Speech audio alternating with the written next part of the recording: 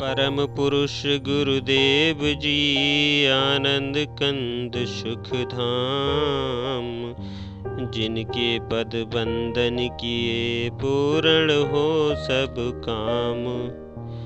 श्रीपद रज मस्तक धरे ज्ञान चक्षु खुल जाए, कण कण में तिस जीव को आत्म तत्व लखाए। माया काल के बस पड़े जीव रहे बिललाए, तिनके कष्ट निवारने प्रभु जग में प्रकटाए। दाता बंदी छोर हो यश फैला संसार, मेरी भी गुरुदेव जी कर दीजिए उद्धार। अब गुण देखो नहीं मेरी करो क्षमार, बिगड़ी जन्म अनेक की दीजिए प्रभु संवार। माया जाल व्यापे नहीं, नहीं लागे यम त्रास, यही कृपा गुरुदेव करो जान मोहे निज दास। प्रेमी सज्जनों, यदि मनुष्य अपनी गुप्त शक्तियों से परिचित हो जाए और उनसे काम लेना सीख जाए, तो संसार में कौन सा ऐसा कठिन कार्य है जिसे वह नहीं कर सकता। शक्तियों के अद्वितीय भंडार के अतिरिक्त विधाता ने मनुष्य के अंदर आनंद, शांति और सुख का भंडार भी भर दिया है। यह ऐसा अद्वितीय एवं अनुपम भंडार है जिसका वर्णन नहीं हो सकता, और यह अद्वितीय भंडार अर्थात सुख और आनंद का भंडार कहीं बाहर नहीं, प्रत्युत मनुष्य के घट में ही विद्यमान है। कुल मालिक अथवा परमात्मा ने मनुष्य को विशेष रूप और शक्तियां प्रदान करके संसार में भेजा है। सबको विदित ही है कि निर्गुण निराकार परमात्मा जब किसी विशेष उद्देश्य अथवा निमित्त से संसार में अवतरित होने का संकल्प करता है, तो अपनी संपूर्ण शक्तियों के साथ उसका अवतरण मानव रूप में ही होता है। इससे प्रकट हुआ कि मनुष्य मालिक का ही रूप है, अर्थात मनुष्य शरीर इतना उत्तम एवं श्रेष्ठ है कि परमात्मा को जब संसार में आना होता है तो वह मानव काया को धारण करके ही आता है। इससे बढ़कर मनुष्य शरीर की श्रेष्ठता का और क्या प्रमाण हो सकता है। फिर भी मनुष्य अपनी महत्ता एवं श्रेष्ठता को प्रायः सही ढंग से नहीं समझता।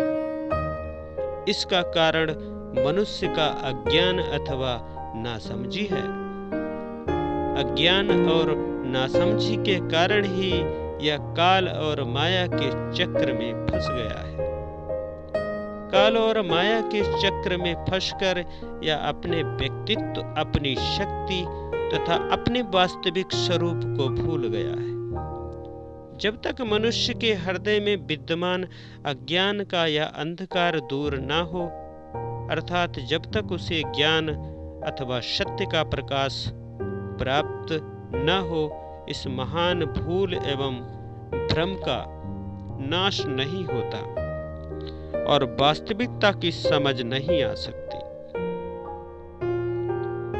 यह संसार द्वंद्वमय है, अर्थात यहाँ दो विभिन्न विरोधी पक्ष साथ साथ कार्य करते दिखाई देते हैं। प्रकाश और अंधकार, ज्ञान और अज्ञान, वास्तविकता और अवास्तविकता, सत्य और असत्य, भक्ति और माया।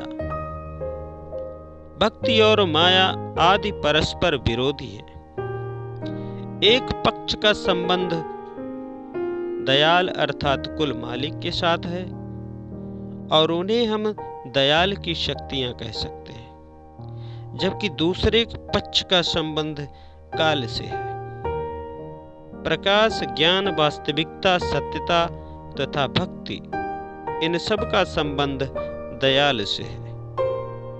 दूसरी ओर अंधकार, अज्ञान, अवास्तविकता, असत्यता तथा माया, ये सब काल के लिए काम करने वाली शक्तियां हैं। दोनों प्रकार की शक्तियों को संसार में रहकर काम करना है और कर भी रही है।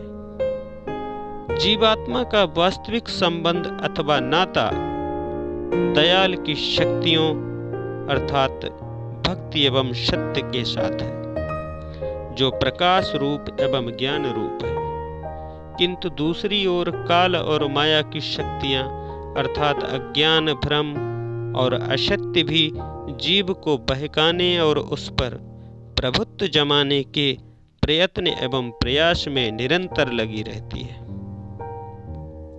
प्रेमी सज्जनों, अब जीवात्मा को काल और माया के इस कुचक्र से मुक्त होकर मालिक से मिलना है। इसी विशेष प्रयोजन से ही जीवात्मा को मनुष्य शरीर प्रदान किया गया है। मनुष्य जीवन का आदर्श एवं उद्देश्य एकमात्र यही है, किंतु भूल, भ्रम एवं अज्ञान के कारण आम मनुष्य अपने जीवन के इस वास्तविक उद्देश्य से अचेत होकर काल और माया के चुंगल में फंस गया है और अपनी भारी हानि भी कर रहा है।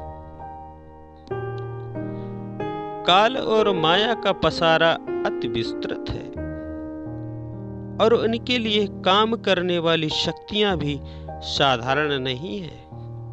आम संसार तो काल और माया के धोखे में वास्तविकता से भटक कर जीवन के उद्देश्य को भूल गया है, परंतु गुरुमुख तो इस भूल और भ्रम का शिकार नहीं होता। गुरुमुख तो भली भांति जानता और समझता है कि जीवन का वास्तविक उद्देश्य केवल यही है कि जीव काल और माया के चक्र से मुक्त होकर परमात्मा से जा मिले, और हृदय से गुरुमुख यही चाहता भी है। परंतु काल और माया की शक्तियां परमात्मा प्राप्ति के मार्ग में रोड़े अटकाती हैं तथा जीव को भक्ति मार्ग में अग्रसर होने से रोकती हैं। तब सत्य और असत्य, ज्ञान और अज्ञान, भक्ति और माया आदि परस्पर विरोधी शक्तियों के मध्य संघर्ष होता है। यह धर्म तथा अधर्म का युद्ध है जो संसार में जीवन व्यतीत करते हुए प्रत्येक मनुष्य को लड़ना पड़ता है। प्रत्येक मनुष्य के दिल में दोनों प्रकार की शक्तियां हर समय संघर्षरत रहती हैं। 24 घंटे माया संबंधी विचार तथा विषय वासनाएं मनुष्य को परेशान करती रहती है। ये काल की शक्तियां हैं और दुख, अशांति तथा क्लेश की ओर घसीट ले जाने वाली है। मनुष्य चुंगल से छुटकारा पाने और सुख, शांति एवं आनंद प्राप्त करने का प्रयत्न करता है, परंतु उसे इस काम में सफलता इसलिए नहीं मिलती क्योंकि मन पर जन्म जन्मांतर से काल और माया की शक्तियों का अधिकार है। वे शक्तियां बार बार जोर पकड़ जाती हैं। फिर भी संतों का कथन है कि अंतिम निर्णय मनुष्य के अपने ऊपर निर्भर है, अर्थात दोनों विरोधी शक्तियों में से मनुष्य स्वयं जिसके साथ मिल जाए, विजय उसी शक्ति की होगी। यदि मनुष्य मालिक की शक्ति की ओर अपने मन के विचारों का रुख मोड़ दे तो मालिक से जा मिले, और यदि अपने मन को माया के साथ मिला दे तो माया और काल के अधीन होकर जन्मों जन्म तक उनकी दासता के पास में बंधा रहे। मनुष्य के विचारों में विधाता ने असीम शक्ति भर रखी है। पहले कहा गया है कि विधाता की ओर से मनुष्य को अद्वितीय शक्तियां प्रदान की गई हैं, तो वे शक्तियां मनुष्य के विचारों और उसके संकल्पों में निहित रहती हैं।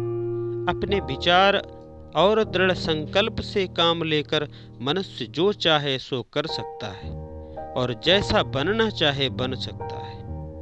तनिक विचार करो कि सुख, शांति और आनंद का भंडार अपने घट में ही रखता हुआ भी मनुष्य क्यों संसार में हर समय कलेश, कल्पना और चिंता का शिकार है। विधाता की ओर से दी गई असीम शक्तियों का भंडार होकर भी किस कारण काल और माया के अधीन होकर उनका गुलाम बना हुआ है और दुख भोग रहा है। इसका एकमात्र कारण यही है कि मनुष्य ने अपने विचार तथा सूरत की धार को काल और माया के सामानों में उलझा रखा है। सत्य, असत्य और धर्म, अधर्म के इस युद्ध में मनुष्य स्वयं असत्य एवं अधर्म का साथ दे रहा है। इसलिए वे शक्तियां जो उसकी शत्रु हैं जोर पकड़ रही हैं और उसे दबा रही हैं। मनुष्य दिन रात काल और माया की चक्की में पिस रहा है, दुखी होता है, रोता चिल्लाता और फरियाद भी करता है, परंतु अपने दुख और कलेश के मूल कारण को समझने का प्रयास नहीं करता, न अपने विचारों और सूरत की धार को माया के पदार्थों तथा विषय वासनाओं से हटाता है और न ही कभी एक क्षण के लिए सुख का सांस लेना नसीब होता है। चलती चक्की देख कर दिया कबीरा रोए, दो पाटन में आए कर साबुत रहा न कोई। चलती चक्की देख कर दिया कबीरा खिल, राखन हारा राखिले जो जाए कील से मिल। श्री कबीर साहब जी ने चक्की को चलते और उसमें अन्न के दानों को पिसते हुए देखा तो वे अनायास ही रोने लगे। संत महापुरुष स्वभाव से ही पर दुख कातर होते हैं। चक्की को देखकर उन्हें काल और माया के दो पाटों से बनी हुई संसार की चक्की का ध्यान आया, जो संसार में दिन रात चल रही है और जिसमें संसारी निरंतर पिस रहे हैं। उन्होंने देखा कि काल और माया के इन दो शक्तिशाली एवं क्रूर पाटों के बीच में जो भी जीव फंसा वह अन्न के दाने की तरह चकनाचूर हो गया, पिस गया, उसके बचाव की कोई सूरत नहीं। संसारी जीवों को इस प्रकार पिसते देखकर उनका हृदय द्रवित हो गया और वे जीवों को दुख से छुड़ाने का उपाय सोचने लगे। और जब उन्होंने चलती हुई चक्की को दोबारा ध्यान पूर्वक देखा तो प्रसन्नता से उनका चेहरा अनायास ही खिल गया।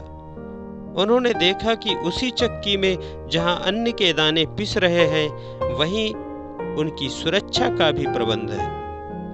प्राकृतिक विधान किसी बात से अचेत नहीं है। यदि एक ओर चक्की के दोनों पार्ट अन्न के दानों को निर्दयता पूर्वक पीस डालने में व्यस्त हैं, तो दूसरी ओर उन्हीं पार्टों के मध्य भाग में एक कील भी विद्यमान है, जिसके सहारे यह चक्की चल रही है। उन्होंने देखा कि अन्न का जो दाना कील की ओट में आ गया वह पिस जाने से बच गया, वह सर्वथा सुरक्षित रहा। इसी प्रकार काल और माया के दो पार्ट निसंदेह जीवों को पीसने में दिन रात व्यस्त हैं, परंतु संसार की इस चक्की को चलाने वाला कील, जिसके सहारे संसार की चक्की चल रही है, अर्थात परमात्मा, वह हर पल जीवों को अपनी ओट में लेकर बचा लेने में भी व्यस्त है। जो भाग्यशाली जीव कुल मालिक की शरण अथवा ओट ग्रहण कर लेते हैं, वे काल और माया के पार्टों में पिस जाने से साफ बच जाते हैं। संसारी जीवों की दुखपूर्ण दशा देखकर महापुरुषों को दया आती है संत सतगुरु महापुरुष संसार की चक्की में कील के सदृश है। वे जीवों को अपनी ओट में लेकर काल और माया के पाटों में पिसने से बचा लेते हैं। जीवों को संसार के कष्टों कलेशों से छुड़ाना और बचाना ही उनका काम है। महापुरुषों से यह सहन नहीं हो सकता कि वे जीवों को काल और माया के जंगल में फंसकर नष्ट भ्रष्ट होते हुए देखें, क्योंकि वो स्वभाव से ही दयालु होते हैं।